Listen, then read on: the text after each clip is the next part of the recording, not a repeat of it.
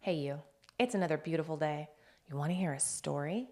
So yesterday I posted my video. I think about a dozen people got to watch it before it got pulled down for medical misinformation. So I said that one person believes that another person, this guy that really likes Windows, was putting little metal devices inside of this fluid, and this fluid is an injectable, and everybody was being encouraged to get this. And because I said that one person believes that, they pulled my video. I mean, I don't necessarily believe it, but anyway, I fixed it. It's back up. Let's watch some stuff. Dr. Greer says the government's free energy devices could end poverty, but they refuse to release it. If those were brought out in 10 to 20 years, we'd have a new civilization here. But they have to be brought out wisely, and they have to be brought out for peaceful applications. A lot of them have to be held back for a while, the things that fly. But the ones that just generate energy, that would get us off oil and gas and coal and eliminate the poverty that's in the world very quickly. You're going to have certain losers too in that. You're going to have, countries and corporations and powerful people who have interest in the conventional energy systems of oil, gas, coal, public utilities. You're not going to need a public utility. You'd have a box at your house that would be pulling energy out of what's called a 0-point energy field or quantum energy entangled field. And it'd run your house with no power bill ever. Same thing with your car. You wouldn't have to plug it in like a Tesla. It'd be a real Tesla. Nikola Tesla had one. The point I'm making here is that we really could restart civilization and put it back on track, but there are a lot of headwinds against it. I mean, think of the powerful interests that do not want that to happen. I know I talk about this topic a lot, and it's because it irritates me to no end. It is so frustrating, the amount of technology that is very probably available, but we're not allowed to have it because it would cause too many people, too many of the right people, to lose the money that they have and the wealth that they're gaining on the daily. But it would make things so much simpler. It would be clean and efficient, but because those people will empty their pockets, it can't happen. It's frustrating. It's frustrating. Telomeres are these little caps at the end of our chromosomes that prevent the chromosomes from unraveling, and they have to be opened up when we replicate, and then they close back up. Well, they kind of shorten as we age and then become too short, and our cells can't replicate, and they this process called apoptosis, which is good, or they become zombie cells, which is another hallmark of aging, which then just run around spewing inflammation everywhere in the body. And so this problem is an issue for many people as their telomeres shorten, your life shorten. But what causes them to shorten is our toxic processed diet, sugar, environmental toxins, not exercising, stress. And the shorter your telomeres, the shorter your life. Sorry for the science lesson, but it was important context for this video. If you look at some of the ancient texts, you'll discover that humans were living for thousands of years. Well, what happened? The Anunnaki, these Atlantean beings that came here in the distant past, they disconnected our DNA. That's what you have called now junk DNA. It's not junk, guys. It's unplugged DNA. Chromosome number 2 in the human body was taken out, fused together, and 2 telomere caps were put on each end. These telomere caps, they store buffer material. When your cells and DNA replicate, it allows information to not be lost in a transference because your body's consistently regenerating over and over again. But when the buffer material in these caps run out, that's when your body starts the death process. So we were capped. They put a cap on us. We've been genetically modified. Now, does anybody else find that timeline to be a little bit off? Because when the Anunnaki were supposedly here, we were still Neanderthals, right? So there was no documentation about Neanderthals living for thousands of years. The documentation, I believe, is in scripture, where people were living for longer and longer periods of time. So while the science is fantastic and, the theory is great, I think it's misplaced. Please correct me if I'm wrong. Hey, thanks so much for stopping by. If there's a topic you'd like me to cover, please let me know down in the comments below. And if you're having a good time, please hit that like button and consider subscribing.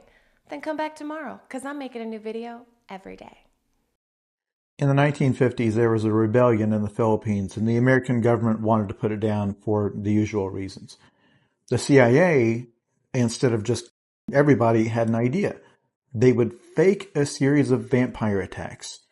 I guess the people in the villages there had all of these vampire legends. So the CIA would put puncture wounds in the necks of rebel corpses they found and leave them for the villagers to find. But one guy, they kidnapped him, punctured his neck, and hung him upside down to drain on a busy trail so that he'd be discovered dangling over a pool of blood. This apparently freaked out the rebels and sympathizers enough that they got too scared to even go into certain territory. Within a couple of years, the whole rebellion fell apart.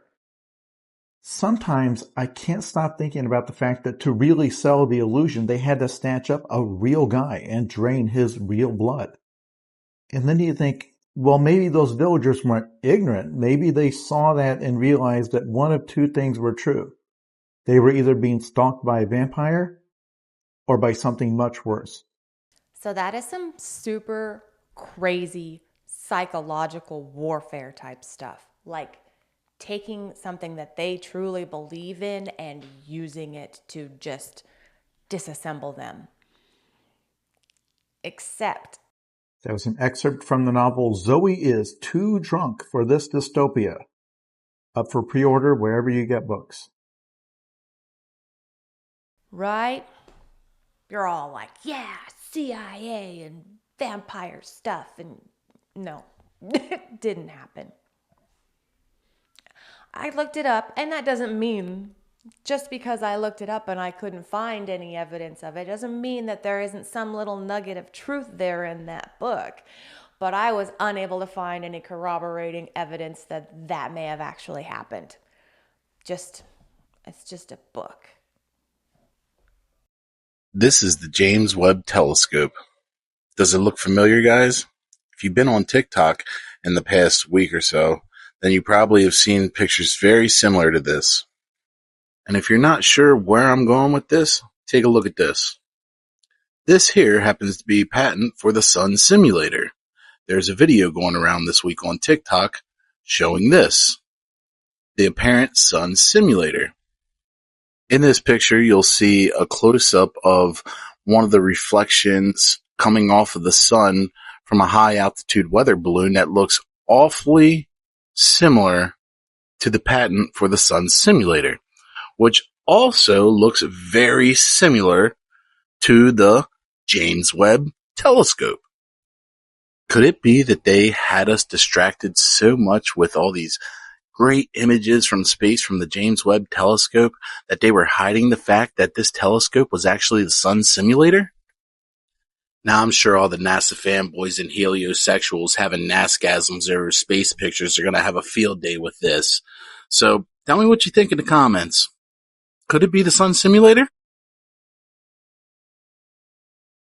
Now, I know this happened a little while ago, and for those of you that are like me and have zero clue about any of this until just this moment, welcome aboard, because I had no clue. That patent looks exactly like the telescope, and it's a sun simulator, which is interesting. I mean, I don't think our sun is being simulated. Some people do, and I get it. That's fine. I don't think it is, for the simple fact that there's an awful lot of heat coming off of it.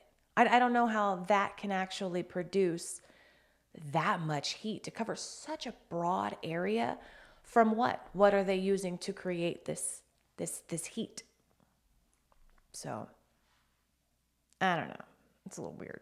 So the liquid in this tiny bottle contains 1 million copies of the film A Trip to the Moon. But how can you store a movie in liquid solutions? The bottle itself contains DNA molecules which are being used to store information. DNA storage is incredible. It can allow storing all of the world's data in a single room. A single gram of DNA can store up to 215 million gigabytes of data. Because the molecule is tiny and compact, you could store billions of gigabytes in small devices. Data stored in DNA can last for a very long time, something between 700,000 years to a million years. It's still very expensive. To store 1 gigabyte of data, it would cost $1,300. To store 1 terabyte of data, it would cost $1,300,000. By the year 2030, it's expected that the cost of DNA storage will go down. To store 1 terabyte, it would only cost you $1. The information that I pulled from that clip is that there's already a price tag on it, so it can be done. Information can be stored into DNA, and here's how much it costs. And then over time, it will gradually get less expensive. Because remember when like TVs first came out, how expensive they were, and now you can get like a 65-inch flat screen for a couple $100. So that makes me think this technology is already happening. We're able to store information in DNA, but it's just costly. I'm not a scientist, so when I try to think about it, it makes my brain go.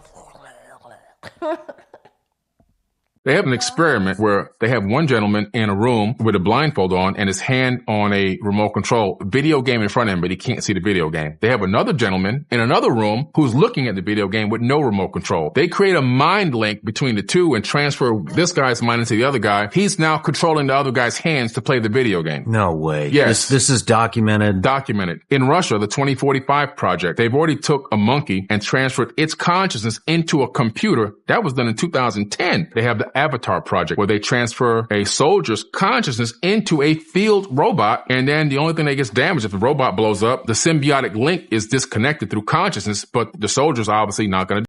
They can take a skin cell from you, they can put it in a petri dish, they can get it under the right conditions, turn that skin cell into a stem cell, culture that, turn that into a group of stem cells, and then grow that into a full clone of yourself using your own stem cells, and then transfer your mind into your new body. That was a lot of information to digest.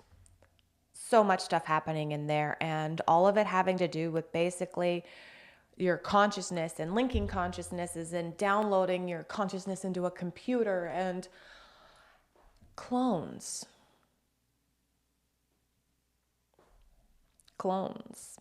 Sometimes they just malfunction. Год металлического быка становится невероятно умопомрачительной, смешнейшая, музыкальнейшая команда.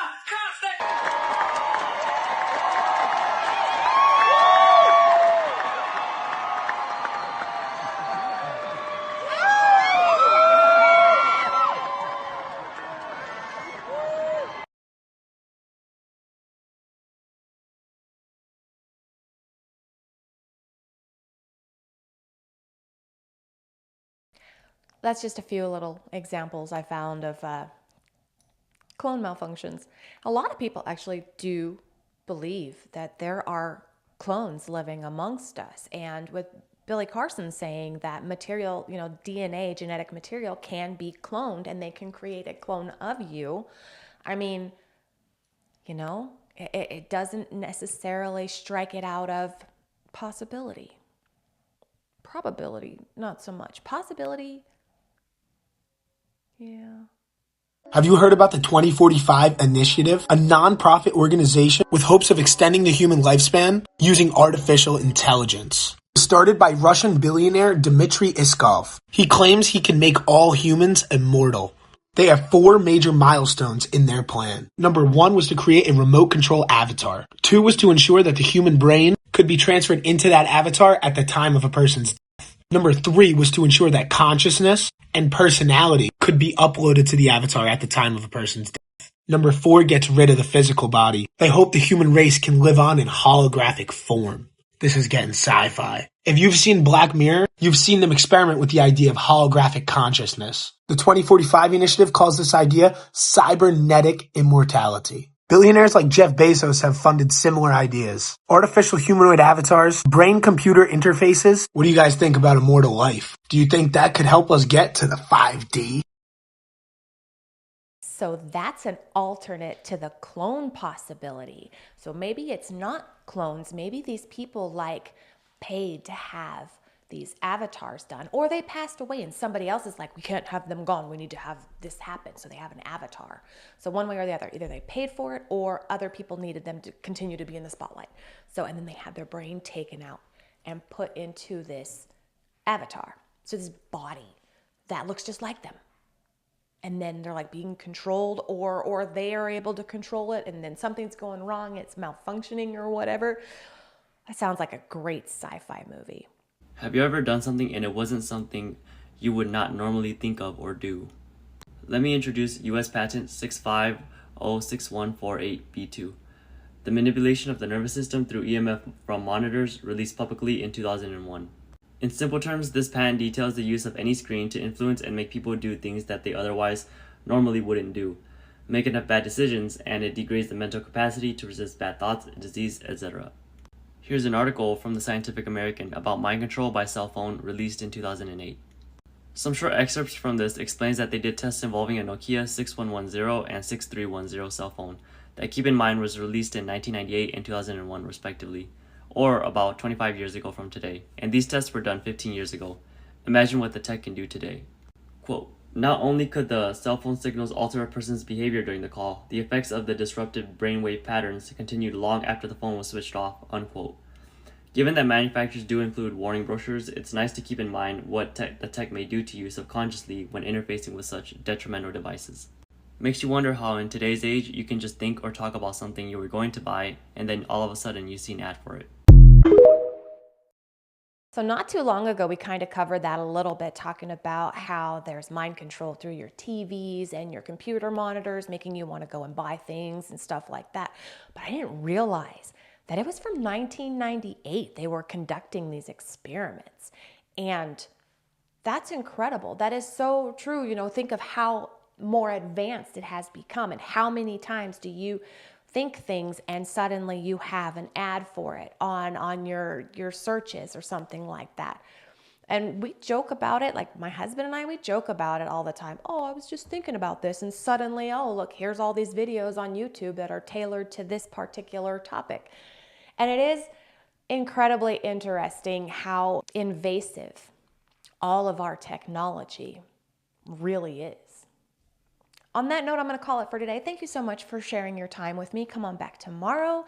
We'll watch some new stuff. I'll say different things, and it's going to be fantastic. Until then, have a wonderful day.